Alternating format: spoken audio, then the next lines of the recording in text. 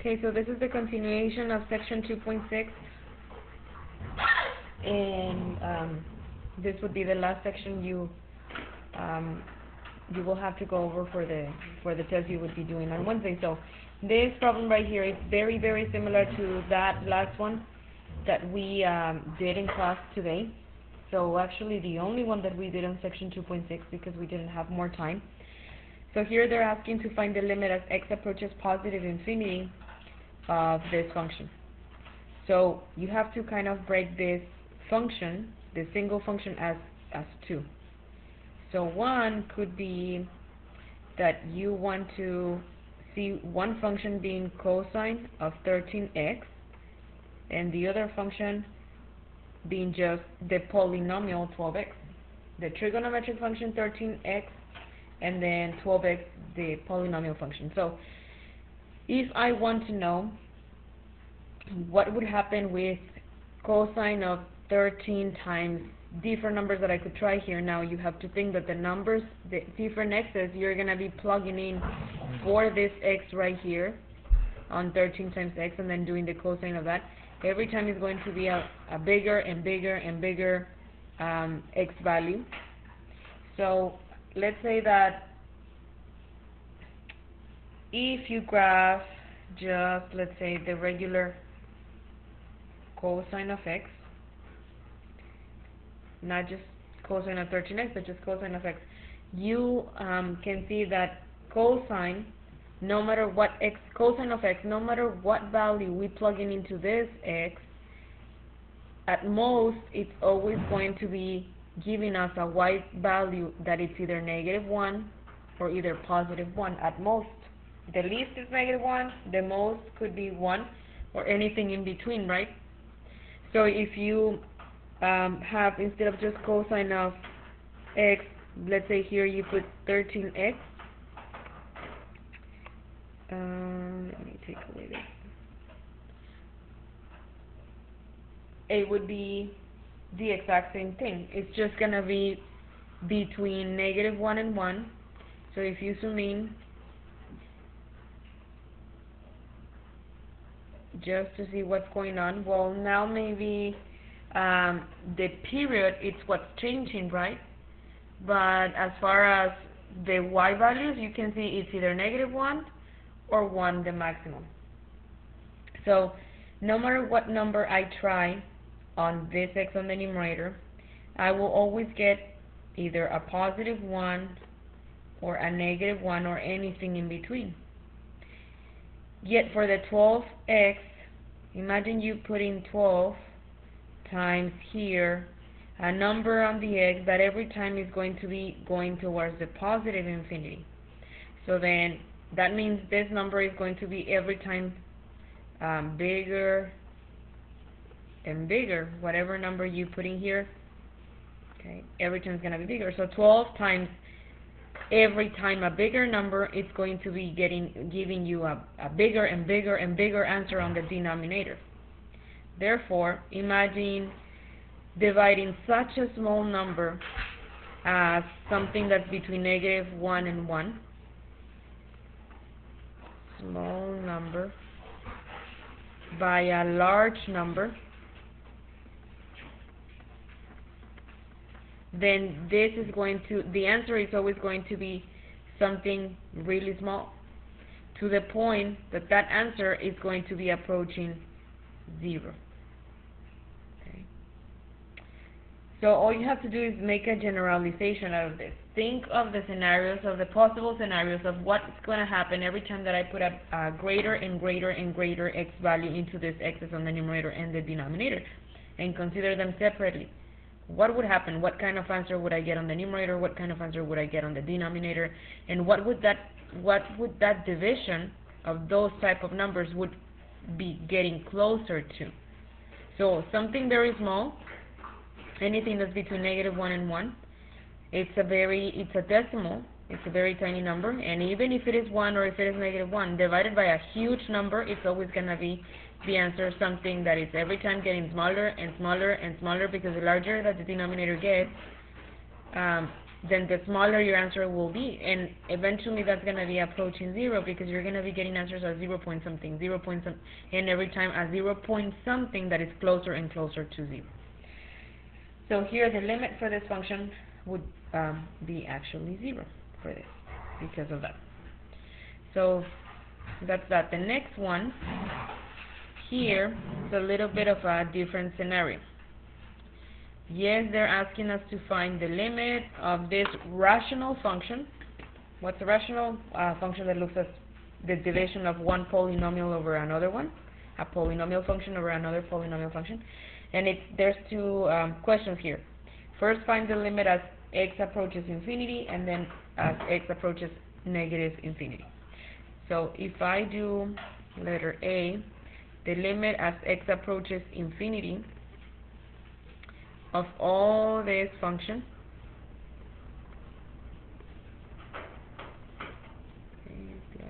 plus 13x squared. Let me erase this one and do it a little bit better. Doesn't look good.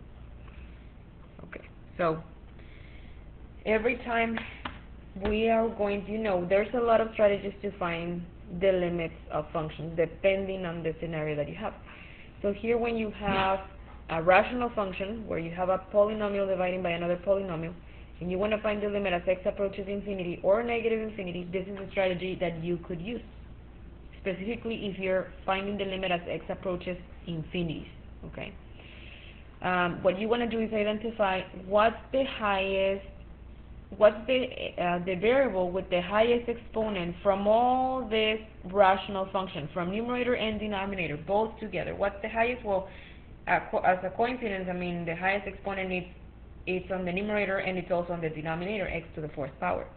So then what you're going to do is, once you identify what's the highest exponent you could possibly find on the numerator and denominator all together, so you're going to consider both, you're going to divide by that highest power, by the highest exponent you identified, every single term.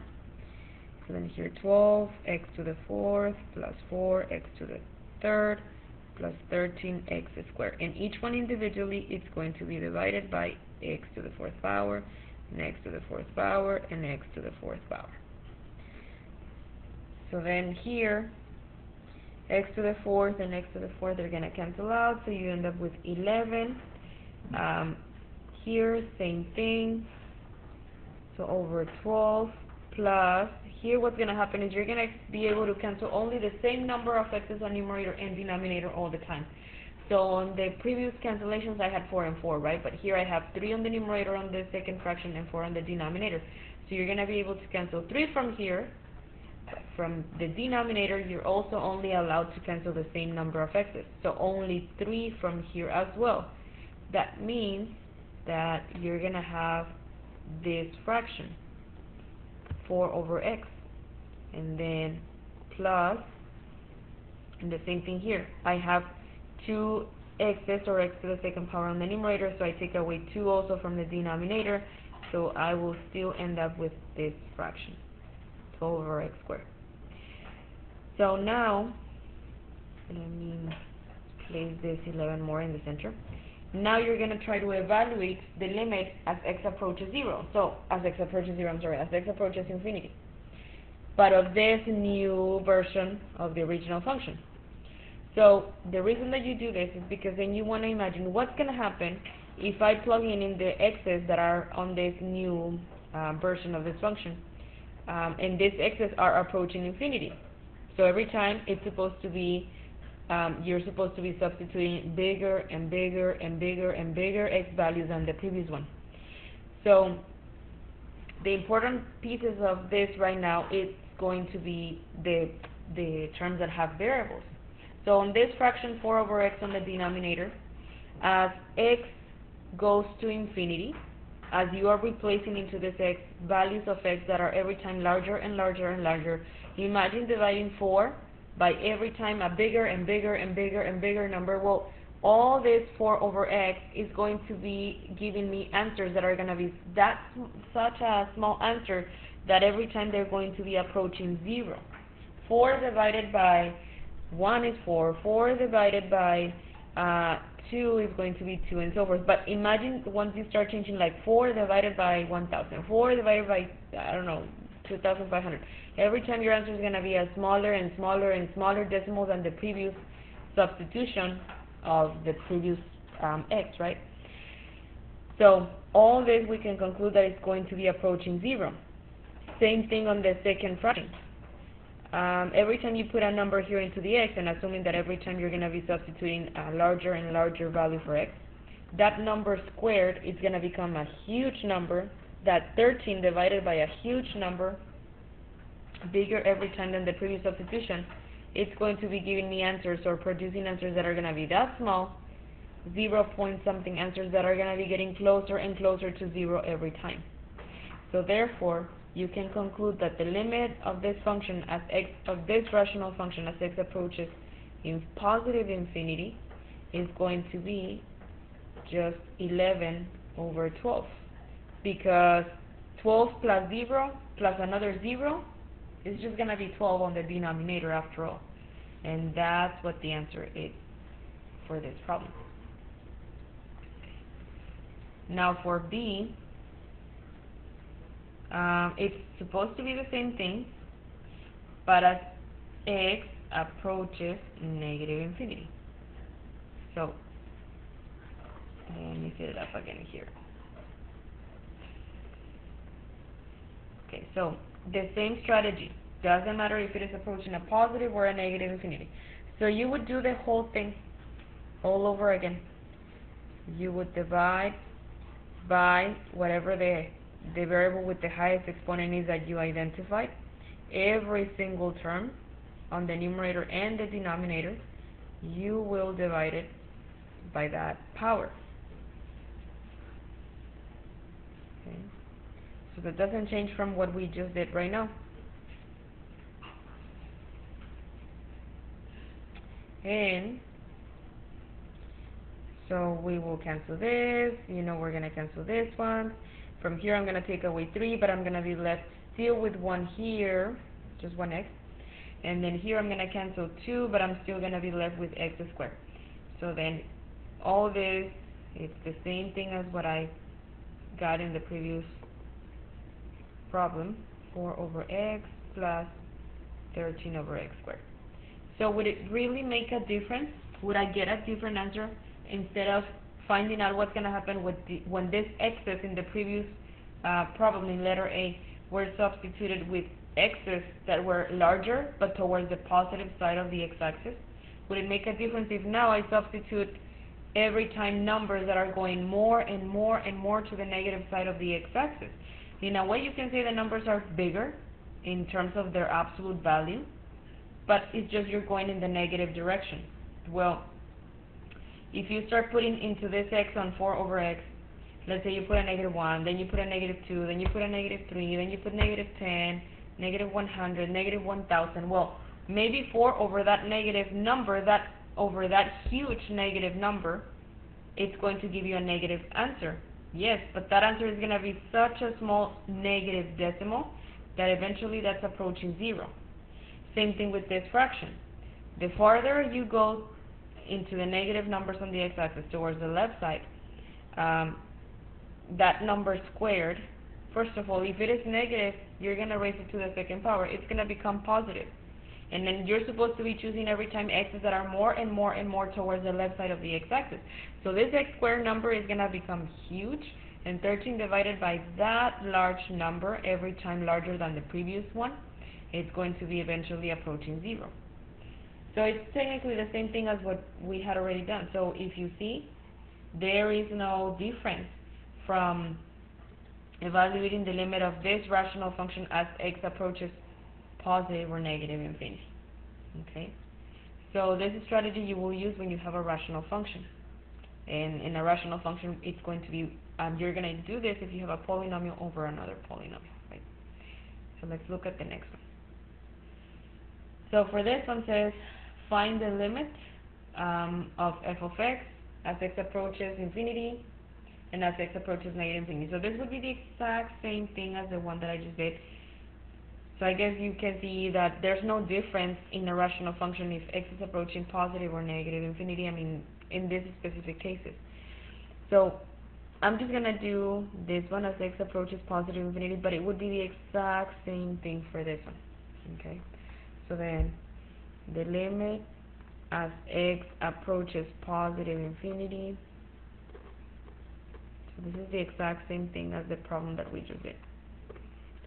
So now, first of all, identify what's the highest exponent. So the highest exponent is going to be x to the 10th power. So then every single term, you have to divide it. You have to divide it by that power. So here, I'm going to make some room and put x to the 10th power, and x to the 10th power, and x to the 10th power, and then all of this over my denominator, which I'm also going to divide by x to the 10th power. So then I just simplify. So here I'm going to cancel 9x's from here and 9x's here, so that means I'm still going to be left with 1x. Here I'm going to cancel 8x's, and here also only 8, so that means I'm going to be left with x squared. Here there's no x's to cancel, so the third fraction, I'm sorry, is going to stay exactly as you see it, and all this would cancel out. So you're going to end up with 4 over x plus 7 over x squared plus 2 over x to the 10th power over just 4. So what is it that we will find in here? Well, 4 divided by x. You already know that this would approach 0 for the same reason that we already explained in the previous problem. This would also approach 0. This would also approach 0. So then, on the numerator, you have, let's say, 0 plus 0 plus 0. I mean, not that this is going to be exactly 0, but finding the limit as x approaches infinity in this case is just thinking what kind of value is each of these fractions approaching when I put numbers into this x that are every time larger and larger and larger on the positive side of the x-axis. So then all this is just going to be this, which is just 0. And that's what the limit would be for this function. So you can see that it would be the exact same thing as x approaches negative infinity. We just saw that in the previous problem, as a matter of fact, right now. So I'm going to keep doing that one because, I mean, it's just the same thing, except that instead of you putting x's that are getting larger towards the positive side of the x-axis, they're getting larger in a way, but towards the negative side. Okay. Okay, this one is different though. So different in the sense that you have a cube root, but if you see, you're still finding the limit of this function as x approaches infinity. So inside of this cube root function, there is a rational function. So you could use the same strategy, just respect at the end the fact that you have this cube root. Okay, so then what we would do is focus on identifying what's the highest exponent of numerator and denominator all together. So it's an x squared. So you're going to put 1 plus 27 over x squared, and then this and this term, you divide them by x squared and by x squared, and then all of this is going to be over. So let me make this one a little bit bigger. X squared plus 3 over x squared and over x squared. So I get the cube root of 1 over x squared is just going to have to stay like that. There's no x's to cancel there. Over here on this one, you cancel this 2 x's, so you're left with plus 27. And then over this x squared cancels with this x squared, so you're left with a 1 plus 3 over x squared only. No x's to cancel either. So then this is going to approach 0. This is going to be approaching 0 as I substitute x's that are going towards the positive infinity on the x-axis, on this axis. So we can say that if this is going to be 0, 0 plus 27 on the numerator, oops, let me put this with this color. So this is going to be the cube root of 27 over 1. So the cube root of 27 is what we're talking about, because 27 over 1 is just going to be 27, because over here on the denominator 1 plus 0 is just 1, right? So the cube root of 27 would just be 3. And that's it. That would be the limit of this function as x approaches infinity. The y coordinates are going to be approaching 3. Next one. Find the following limit. So on this one you may say, could I do what you just did right now in the previous problems where you have a rational function? Yes, which is the division, but it's the division of two polynomial functions. This on the numerator, it's not a polynomial function, it's a radical function. A polynomial function should not have any radical at all, and this one does have a radical. So then only the denominator is a polynomial function, but not the numerator. Therefore, you cannot use the same strategy as I was using right now, unless you do this. So, for example, if you, what I'm trying to say when I say that you cannot use the strategy that I'm doing is, for example, you're not going to be able to say, okay, the highest exponent between all this, it's x squared. So then let me divide here by x squared and by x squared. It's not going to work out if you just do it like that. Okay? You cannot just directly divide by the highest exponent as I was doing over there because of the square root. Because the numerator is not a polynomial function. It's a radical, right? A radical function, not rational, a radical function. Square root function specifically. So what you need to do is, okay, I'm going to identify, yes, what's the highest exponent between numerator and denominator, even if the numerator is inside of the radical. So it's x squared. So let's say that I would say, okay, so then I'm still going to divide by x squared here and by x squared here. You just need to be careful with the denominator if you're going to go this route, because you see, for example, here on the numerator, yes, inside every single term is dividing by x squared. The issue is that I have a radical on the numerator that I don't have on the denominator. And technically, at the moment that you are dividing inside of this radical, in a way, it's like if you are dividing, let's say, you could rewrite this numerator as the square root of x squared over the square root of x squared plus the square root of 2 over the square root of x squared. So all we're doing is like understanding that the denominator in reality of these two little fractions, it's also inside of a radical, and that this way of writing this is also the same thing as this. It's all this. Therefore, on the denominator where I do not have a radical, when I divide, I'm not only going to divide by x squared, I'm going to divide by the square root of x squared. Okay.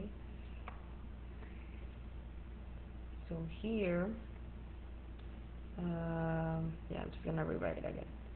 So 2x over this plus 1 over this. So I had no choice other than writing it in this way here. It would have been so much easier if I wouldn't have, right, done the square root on the denominator, but I mean I had to do it because I have a square root on the numerator that is also affecting the denominator on the small fractions. So then what you have to do is going to be to say, so the only reason that I wrote it like this as this second step It's so that you will understand why I was going to divide on the denominator by the square root of x squared. To make it a little bit simpler, from this step, we're going to go here. And on the numerator, since everything was inside of a single radical, and this will facilitate things a little bit more. I'm just going to put it back as it was at the beginning, but on the denominator I have no choice other than showing the division not just by x squared, but I have to show it by the square root of x squared, because over here there was no radical. On the numerator everything was inside of the radical, and that's where I was doing the division. So then on the numerator, x squared divided by x squared is going to be just a 1. 2 divided by x squared, I'm just going to have to keep 2 over x squared. And make this one a little bit longer. Over here, you can see that this is going to cancel this. So this is just going to be 2x. And here this is going to cancel this. Plus 1.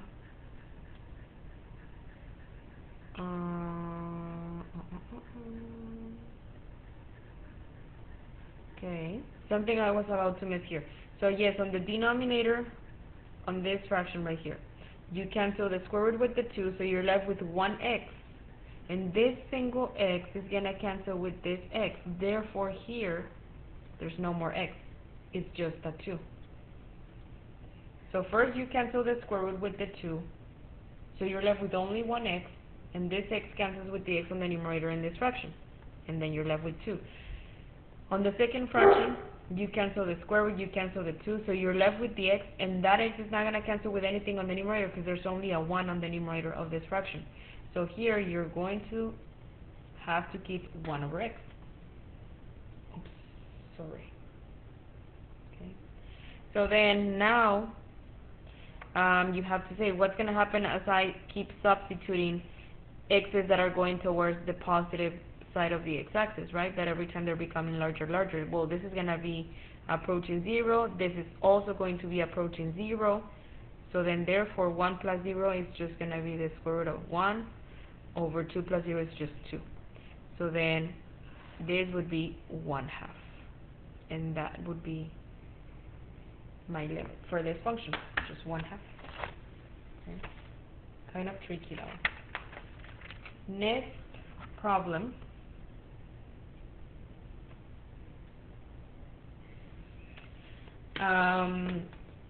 For the next problem, we have to first make sure we go over a definition. So it says here, this is just talking about a vertical asymptote. When possibly you will have a vertical asymptote on a function. So you will have a vertical asymptote in a graph if you're trying to find the limit of that function as x approaches a certain number from the positive side, or that same number from the negative side, and the answer is either, it's not going to be a number, the answer a specific number or value that those x's are approaching. They're going to be approaching the positive infinity or the negative infinity. So you can see that illustrated here. On this function, that it's formed by these two disconnected pieces, as the x's are approaching this c, which is the vertical asymptote, from the left side or the right side, both are approaching, in this case, the negative infinity. The y coordinates of these x's on the left and the right side of c, both are going towards negative infinity in this particular little graph right here. Okay, and that's what this is saying. That's when you will have a vertical asymptote. When the limit of f of x, as x approaches a certain specific value from the positive and from the negative side, or from the negative side, I'm sorry, and the answer is a positive infinity or negative infinity for this two, that's when you have a vertical asymptote. So over here it says find the limit of this function as x approaches 7 from the negative side. So here, because remember that I told you, even sometimes you have to find the limit of a certain function as x approaches a certain number from one side, when you're doing one-sided limits, if plugging in the number, substituting the number in the function works out, then that means that whatever you get out of the substitution, even though that is technically a strategy we use for two-sided limits, when you're checking the limit of a function as x approaches a number from both sides, that would be that strategy for the substitution. But even if you're finding the limit of a one-sided type limit, then substituting the number, if it works out, perfect. But if it doesn't work out because it's going to cause an undefined operation, then you have to do the table of values. But if substitution works, then be assured that the answer that you would get for finding the limit as x approaches 7 in general from both sides is the same as the answer that would be for x approaching 7 from whichever side, negative or positive side of it, or the left or the right side of it. But here, unfortunately, the substitution, look what the substitution is going to give me. When I put here a 7 on the denominator, 7 minus 7 is 0. Therefore, this is undefined, so I cannot solve this limit through direct substitution. I have to create a little table of values. So what I want to do is choose numbers at random that every time they're getting closer and closer to positive 7, but coming from the negative side of 7, right? So if here, this is my number line, here is 7, and I want to approach this number from this side, from the negative side, then I could choose numbers that are super close to this one, as for example 6.9, and you can just put it in your calculator, 4 over x minus 7. Make sure you put this in parentheses. That's the y value you should see on the calculator. 6.99, so negative 400. 6.999, negative 4,000. So conclusion, the closer that I get to 7, the larger the y value gets. With no bound, it's increasing. So therefore, the limit for this function as x approaches 7 from the negative side, it's going to be negative infinity. Why negative? Because you can see the numbers on the y that I was getting are negative every time. And they're becoming larger, but towards the negative side of the y axis, or the y values. Okay, so that would be that one. This one, if you try by direct substitution, at the moment you put a negative 7 into this x on the denominator, negative 7 plus 7 is going to be undefined. Therefore, again, you're forced to answer this through a table of values. You cannot do it through direct substitution. So now I want to choose values of x that are approaching negative 7, but it says here coming from the positive side. So let's say that I choose negative 6.9, negative 6.99, negative 6.999. So for this one, I was getting these answers by substituting, right, into this entire function. You can see the numbers are getting bigger and bigger and bigger on the y's every time, and they're positive. So they're increasing with no bound. Nothing is stopping them. Nothing is limiting them. So they're going to be approaching the positive infinity. And that would be that one. So for this next one, now it's not limits as x approaches positive or negative infinity. This is finding the limit as x approaches 0 from the negative side and b from the positive side. Substituting 0 into the function directly is not an option, because at the moment you put 0 in the denominator, 0 to the 1/3 is just going to be 0, and 9 times 0 is going to be 0, and division by 0 is undefined. Therefore, again, let's do a table of values. So let's say for this one first. Okay. For A. So I want to choose values of x that are approaching 0, but I want for them to be approaching it from the negative side, from this side. So I can choose, what about negative 0.1, negative 0.01, negative 0.001. Oh, I put an extra 0. Not yet. there. Negative 0.0001. Okay, and you could continue putting more and more zeros, and that would be getting closer and closer to 0 every time from the negative side, in this case. And for every answer that I tried, these were the answers that I was getting on the calculator when I was substituting. Negative 2.222. This one gave me the same thing. Let me see. 3 zeros. Okay, but then this one gave me negative 4.788. So I was like, I was thinking they're going to be approaching this number. But no, but then I tried the next one with an extra 0 with 3 zeros after the decimal point, and it gave me this. So that just kept me a little bit of interested in it. And I just tried one more 0 just to see if it will continue to increase. And yes, it is increasing and increasing every time. So then the limit of this is increasing with no bound towards the negative infinity. Okay. For this other one, for B,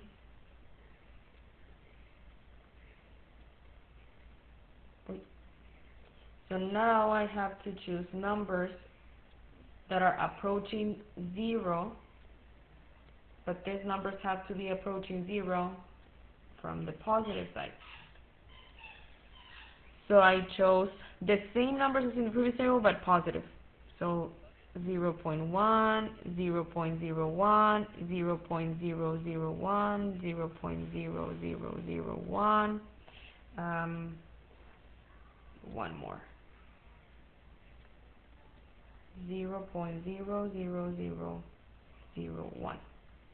And so my answers for all this ones is 0. Let me get the green marker. So 0.47876, 1.0315, 2.2222, 4.7876, and 10.315. So what you can see the trend again is that the y's are increasing with no bound. So then positive infinity. Okay.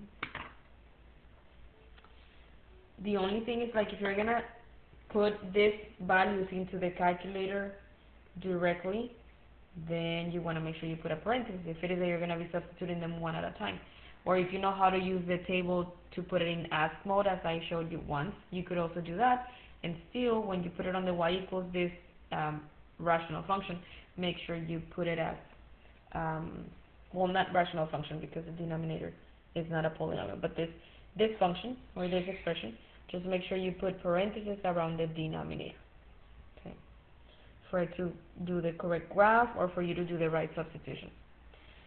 Okay, so then for the next problem, limit of this trigonometric function as x approaches 3 pi over 2. Okay. Okay, so if you try substituting 3 pi over 2 here, you're going to get an undefined answer because actually a 3 pi over 2 on tangent, that is one of the vertical asymptotes. Because remember that tangent has vertical asymptotes at the odd multiple integers of pi over 2. So then you cannot solve this through substitution. You're going to have to solve this through a table of values, by setting up a table of values. So we're trying to approach the x value being 3 pi over 2, and we want to approach it from the positive side. So if I were you, I would just try numbers at random. Let's say that I want to put, and I would probably put it here, 4 tangent of x. Put it on the graph, you can see that, or you can go to the table, second window, put it in ask mode, and that is going to put my table blank where I can enter any number that I want. So 3 pi divided by 2, it's that decimal, so 4.71, let's say. Okay. So if I want to try numbers that are getting closer to 4.71, from the positive side, then I would go to the table, now that I have it in my y equals, that function, and so what number could I try? Could I try the number, okay, so that's 4.70, so let's say that you use 4.69, just, I don't know, thinking of a random number. 4.69, okay, let me write it here, 4.69, and that gave me 178.63. And then when I try 4.6699, so I guess you can already start seeing what the trend is going to be. 298.74, right, it's a point. And then what if I try 4.6999? 320 with 27. So 320.27 with 4.6999. So the closer that I get to 4.71, and I was just trying to get to as close as 4.70, let's say, that's the kind of answer that I was getting. Therefore, we can conclude that this is approaching positive infinity. Okay? And that would be the answer for that one. Now for this one that looks a little weird, let me, oops, still looks kind of weird. Okay, so here find the limit of this rational function as x approaches each of these different values. Determine what, if anything, can be said about the limit as x approaches 0. Okay, from both sides, right, on E, as x approaches 0 from both sides. So for A, as x approaches 0 from one side, if I just substitute 0 on the x's on the denominator, I will get 0, which division by 0 is undefined. Therefore, the only way would be to probably do a table of values. But see, something that I would say to do, because of something that I'm seeing here that maybe can be done, even before you try finding the limit at each of these different questions. What if this is factorable? It looks like it could be. So in the numerator, maybe as a trinomial, so x times x squared, two numbers that multiply equal to 6, but added equal to 5, so 3 and 2, or 2 and 3. Always we put the largest number, whatever sign you have on the middle term, that's the sign you pass to the first parenthesis. Little strategy to come up with the second sign is multiplying the sign in the middle of the trinomial times the sign on the constant on the term at the end. Negative times a positive, negative. Denominator probably is factorable as GCF, greatest common factor. So these two terms have in common x's, and you will factor out always the x with the smallest exponent out of these two. So x squared times x squared times negative 3, right? So then we could simplify this by canceling these two. So in reality, you can find the limit of this new version with each of these different values that x is approaching. So for letter A, for example, the limit is going to be so much simpler than having that large rational function, just because it was factorable. And I wasn't very sure, but I just said, let me try it and see what happens. If it is factorable, probably that was the right way, right? That was one of the strategies we learned in previous sections. So I'm trying to find the limit on this function as x approaches 0, but from the positive side. So if I do a little table of values for it,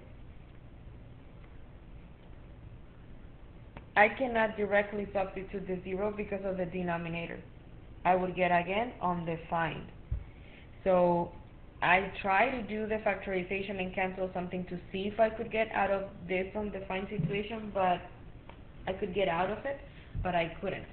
So just try numbers that are approaching 0 from the positive side. So approaching 0 from the positive side could be 0.1, 0.001, 0.0001. I just tried one more.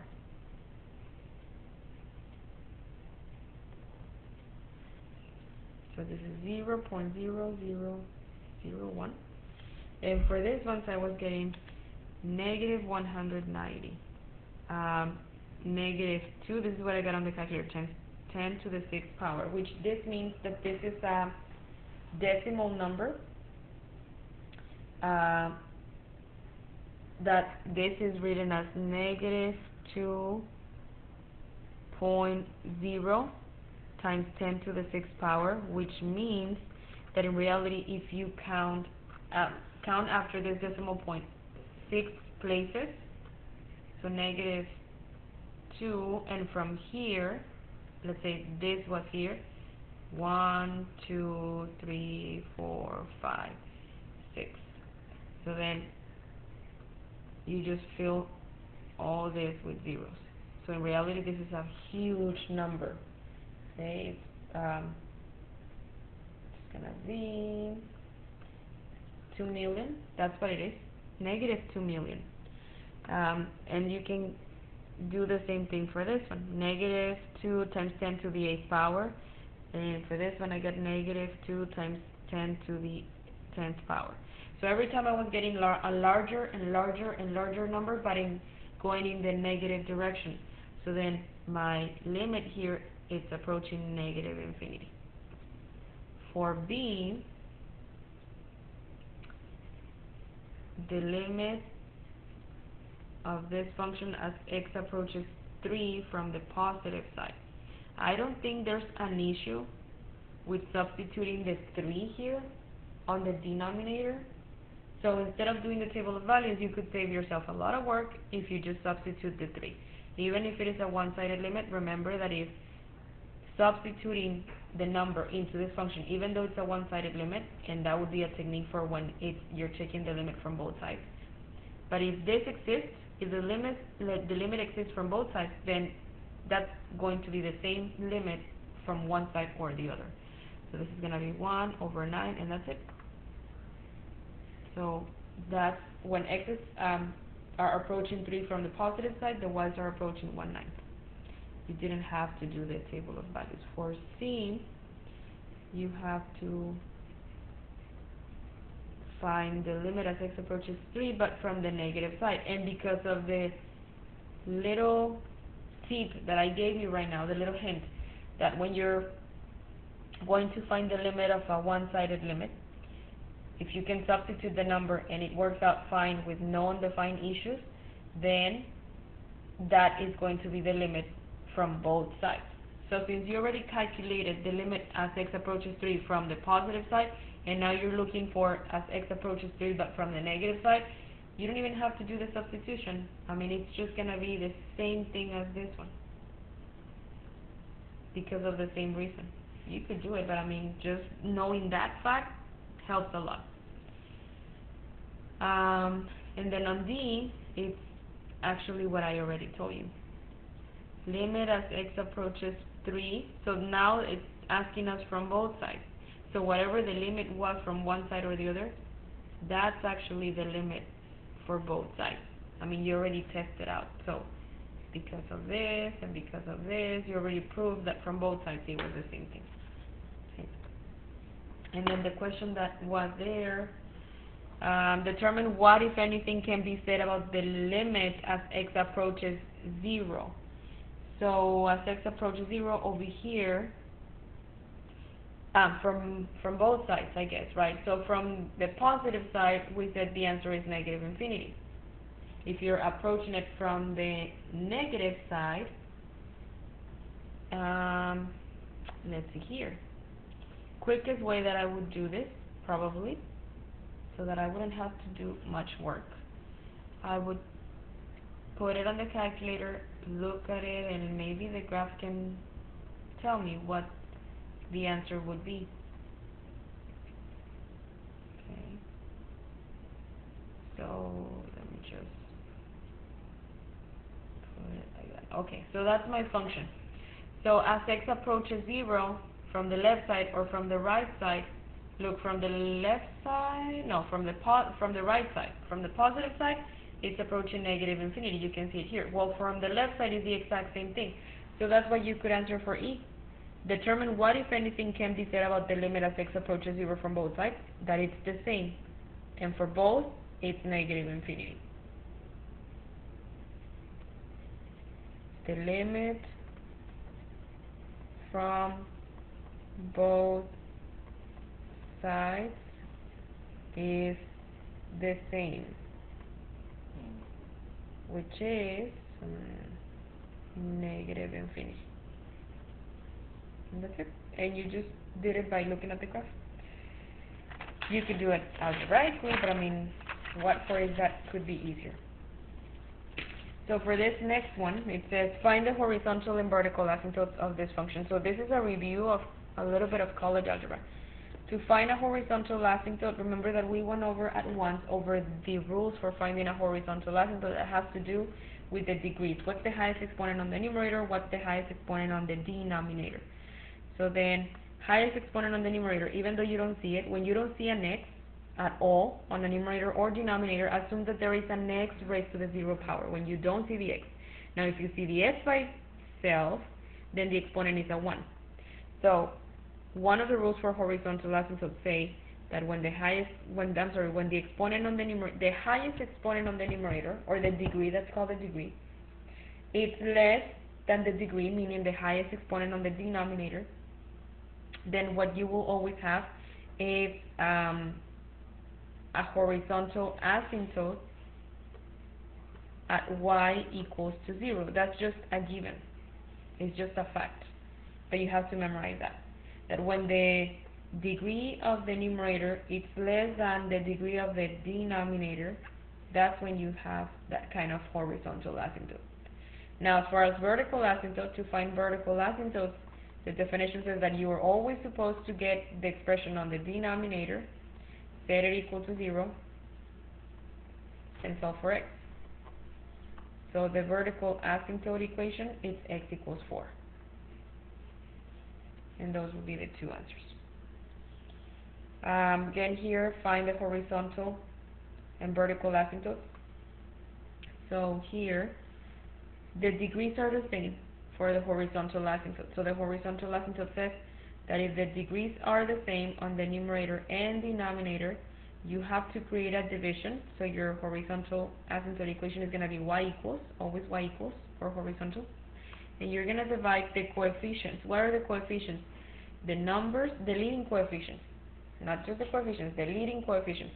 The numbers in front of the x's that have the greatest exponent on numerator and denominator, which is just a 1 over 1. Because of the numbers in front of the x's, not because of the, these ones are not the exponents, are the coefficients, the leading coefficients. Numbers in front of the x that have the greatest exponent on numerator and denominator. So then this equation is just y equals to 1. That's what the horizontal asymptote is. Now for the vertical asymptote, remember that I said always get the denominator expression equal to 0. So then that's it. That would be the equation for the vertical asymptote, and this would be the one for the horizontal asymptote. Now here, this one, let me see what else is in here. Oh yeah, it's this. Okay. So this is like a little summary of several things we've learned.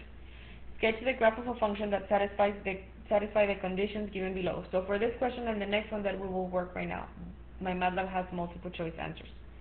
I will do everything with no multiple choice just to give you an idea what is the kind of thought you have to go there. So this is saying that I need to create a graph or find a graph, sketch a graph that meets all these conditions. So then there's a point at 0, 0. You know, this is your f of x, and the answer is your y, right? And there's another point at 4 comma 5, right here. There's another point at -4, -5, right there. You may see, so is that going to be a line? Well, we'll see right now. Could be. So I already did this, this, and this. Now, it says that the limit as x approaches -infinity is -4. So, the limit as x approaches -infinity, so as these x's are approaching, are going this way, are going in this direction, it says that the answer is supposed to be -4. So the points on the graph are going towards the left side of the x-axis. They're approaching -4. So based on what I'm seeing, I'm thinking, okay, if I connect this one, let's say that it's really a line. It could be a line, could not be a line, it depends. Based on what they're telling me, that as the x's are going to the left, they're getting as close as to -4.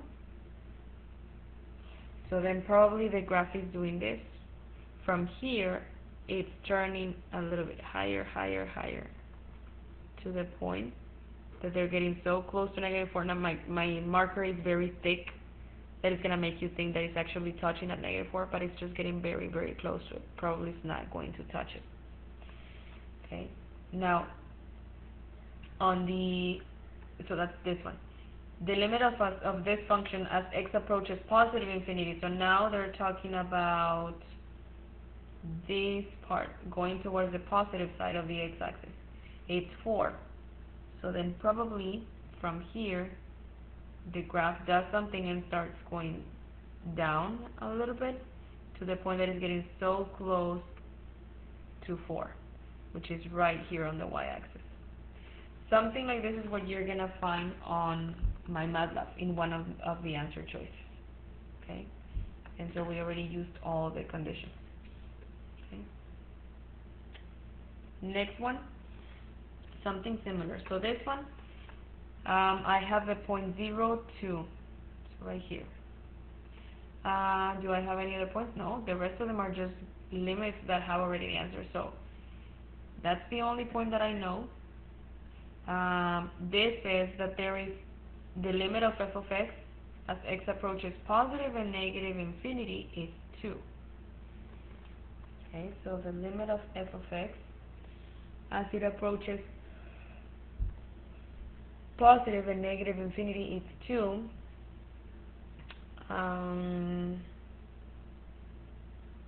Okay, so as the x's are going this way and this way, it says that the graph is approaching 2. This right here, it's telling me that there's actually two limits. The limit as x approaches positive infinity for f of x is 2, and also the limit as x approaches negative infinity of f of x is also 2. That talks about a horizontal asymptote. If you go back to, no, I think I didn't put it in here. See, I don't know if it is here at the beginning. No, that was for a vertical. No, I didn't open up the section with that because that's something that we saw before. So if you go here to this slide on the copies that I gave you, a line y equals to b is a horizontal asymptote of the graph of a function y equals f of x if either of these two things happen, or both of them. The limit of this function as x approaches infinity is a certain number, as well as the limit of that function as x approaches negative infinity, it's the same number. So the limit of the function as x approaches, it's going towards the positive side of the x-axis or the negative side of the x-axis would be the same, and that's exactly what this problem right here was telling us. Let me go back to that slide.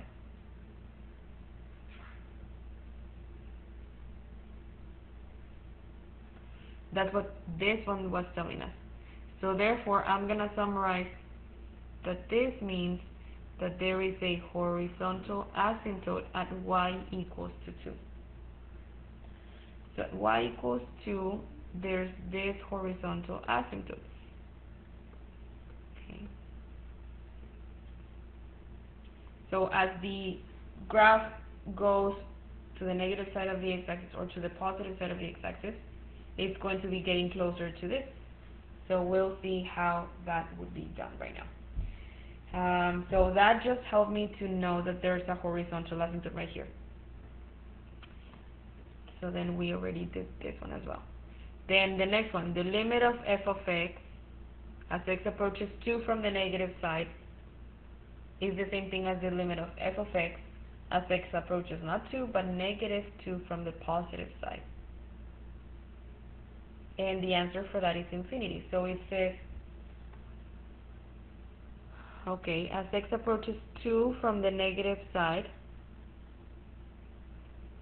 2 from the negative side, so you're approaching 2 from this side, the answer, it says that it's positive infinity. So something's going up. As x approaches 2, something's going up. Okay, so as x approaches 2 from this side, something's going up here. And then it says as x approaches negative 2 but from the positive side. So now let me get another color. Now if you're approaching the negative 2, which is right here, but from this side, from the positive side, it also says that it's positive infinity. So something's going up here too. Wait, but I didn't want to cross the negative 2. So something is also going up in here. And I keep on making it cross through the negative 2. Okay. So this is probably telling me that at 2, there is a vertical asymptote. And you can see how this starts getting its shape. Here, there's also a vertical asymptote. Okay.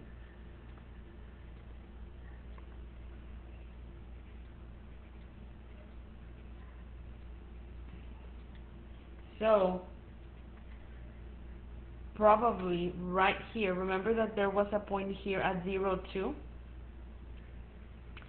Well, there are some rational functions where even though they have vertical asymptotes to the sides, they don't necessarily affect, I mean, when you have two vertical asymptotes like this, side to side, if there is a horizontal asymptote in between those two vertical asymptotes, the horizontal does not affect at all.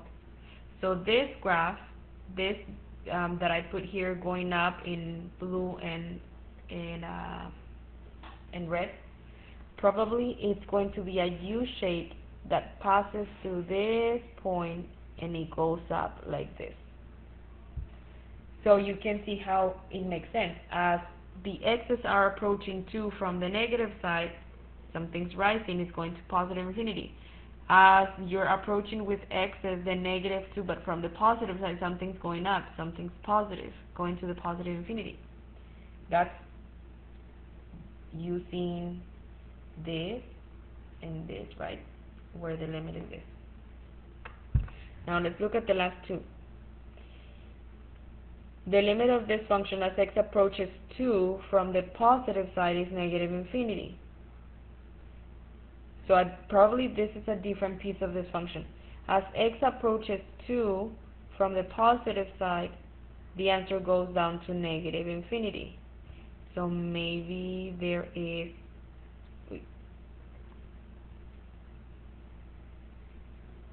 something like this, because I already can tell how this rational function probably is going to look like. So as you're approaching 2 from the positive side, it goes down to negative infinity. As you're approaching, so that would be this one. As the limit of the function as x approaches negative 2, but from the negative side, it's negative infinity also. So then probably it's going to be like something like this. As this x's are approaching negative 2 from the left side, it's going down. So the three pieces that I put in black are the ones that are actually the sketch of the graph according to all these conditions. And if there's a vertical asymptote at x equals 2, there's one at x equals negative 2. And what gave me that there was a vertical asymptote? This part right here. Okay. And I also use this one. And this one actually helped me to do this piece, and this one actually helped me to do this other piece.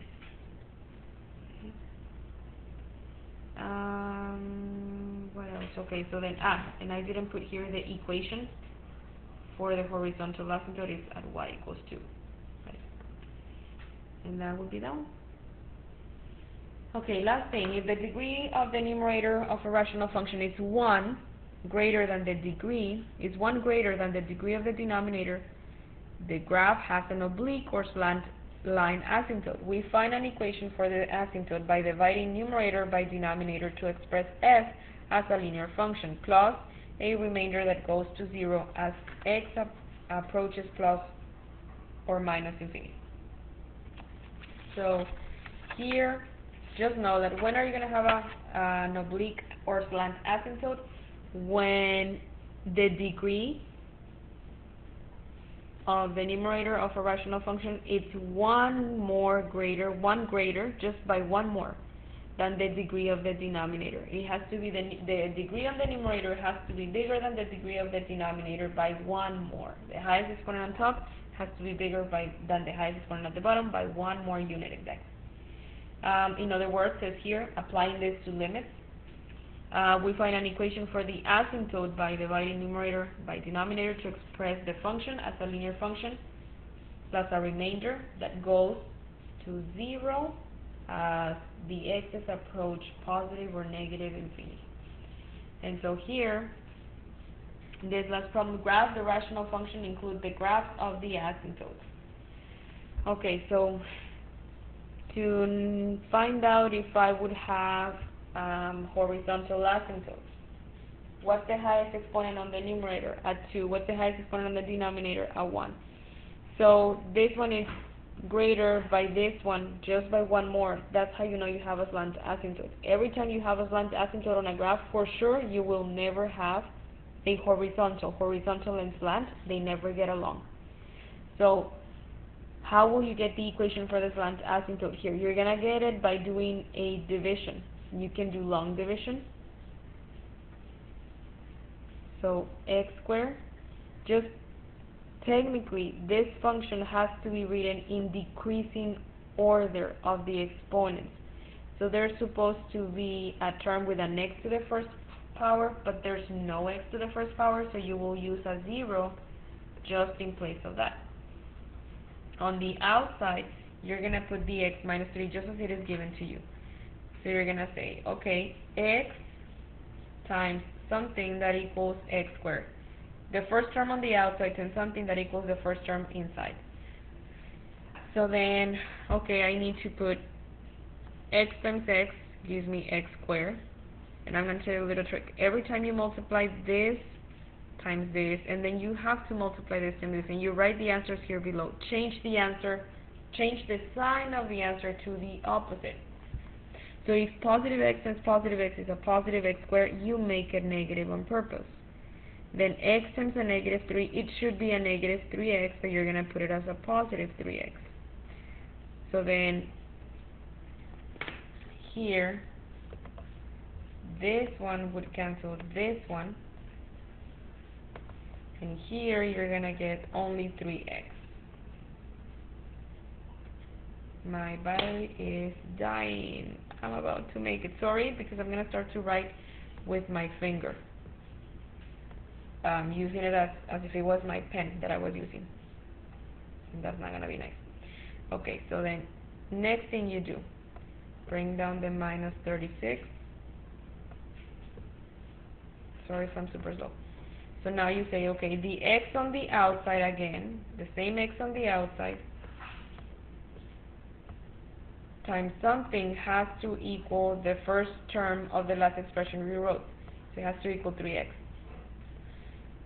So then here x times x was x squared. Well, here x times 3 is 3x.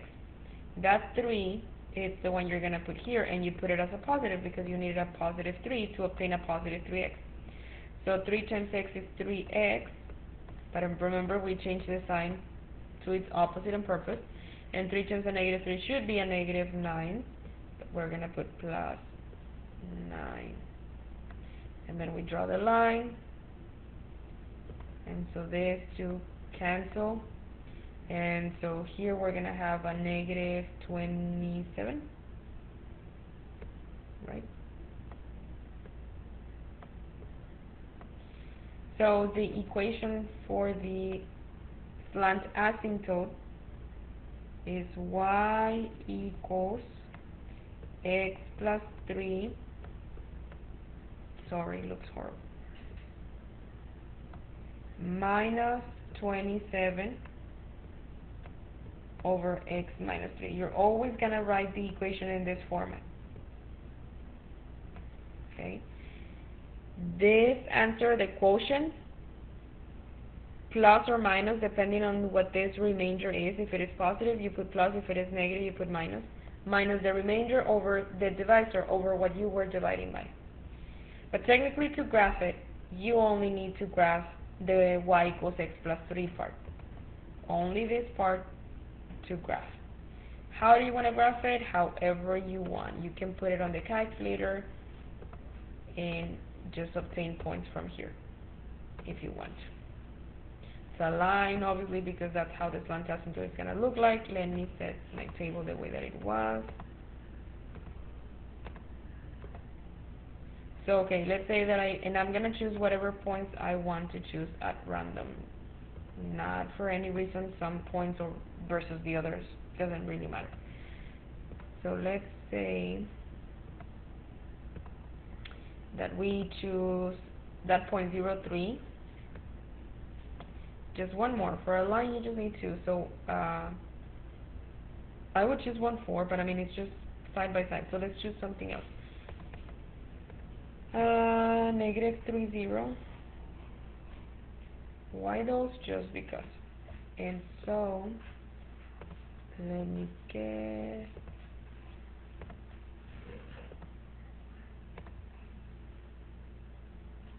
that one right here. So I hope I place it in there. That's my slant asymptote, passing through those 2 points. So I chose 0.3 and negative 3.0, and I just got those points from the calculator. You saw me just from here choosing at random. By putting, and you're not gonna put the whole thing, just put x plus 3 on the y equals, okay, when you're gonna graph it. But when you write the equation on MATLAB, they want the whole thing. Now, is there a vertical asymptote? Yes. The only ones that I told you that don't get along is slant and horizontal. So there is no horizontal asymptote to this graph, but there will be a vertical asymptote. What is that vertical asymptote going to be? You set the denominator equal to 0, and you solve for x. So x is equals to 3. This would be the vertical asymptote. Sorry. This is going to be the equation for the slant asymptote or the oblique asymptote. Either way, it's correct to call it oblique asymptote. So this one at x equals 3, there will be a vertical asymptote. So right here.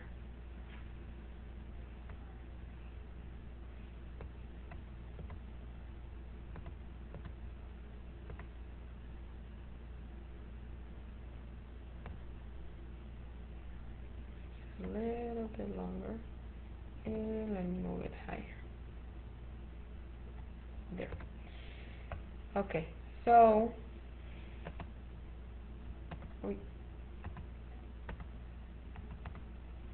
there, it's fine. And it says to sketch the rational function, right? Include the asymptotes. So what you can do next is just plot points wherever you want.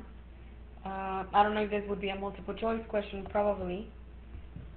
But if I want to find exact points, I would come here to the y equals, and I would just put parentheses, x squared minus 36 divided by x minus 3. I would go to the graph, and that's going to be more or less how my graph is going to look like. So this is the vertical asymptote, x equals 3. This that you see here is not this, this is a straight line. What you see here is the actual graph here and here. So I would just copy some points from the table. Something to the left side of -3,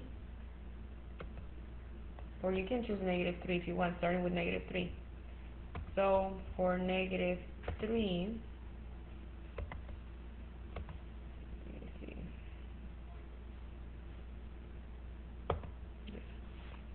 -3, 4.5.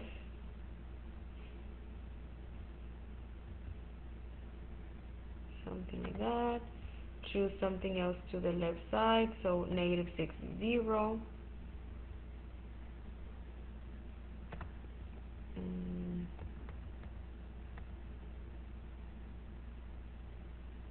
Now what if I choose something from 0 up to -3, because I already chose some points over there. Let's say 0, 12. So 11, 12, let's just pretend that's 12. Then at 1, wait, those numbers are too big. You see how at 3 it says error because there's this vertical asymptote? So with those 3 dots that I put in there, you can see that that would be this shape right here. So I don't have a pen anymore because my pen, the battery in my pen, my electronic pen died. So I'm just going to connect this as best as I can with my finger. Bear with me, it's supposed to be less crooked, but I mean this is what it is. That's what I could do.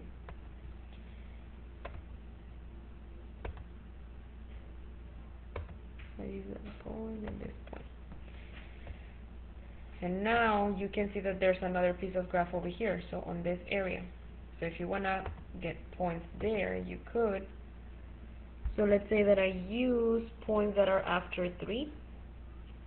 So for -28, that's too big. Let's choose something else. 5, -5.5, that's not that bad. 5, -5.5. Somewhere here. No, not negative, but 6, 0 would be right here. And what else can we choose? 8, 5.6. So 8,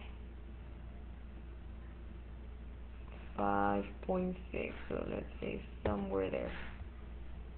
And since I already saw the graph, I know that it has to look at this curve right here.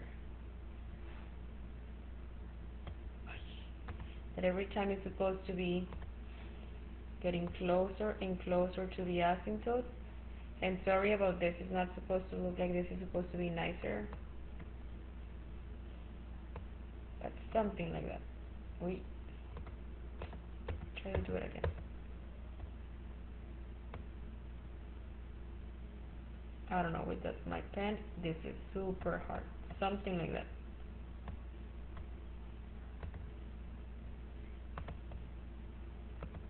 Was supposed to pass through there, by the way. There.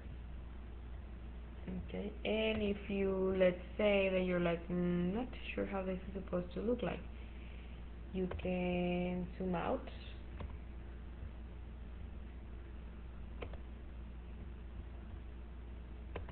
And sort of, right? Here is the vertical asymptote, here is this piece, and here is this other piece, more or less. Put it back the way that it was.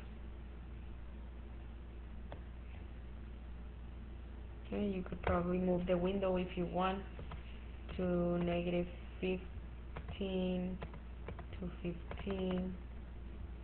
Here, -15 to 15. and maybe that looks more like mine. So that's basically it. That would be the graph. So this concludes section 2.6.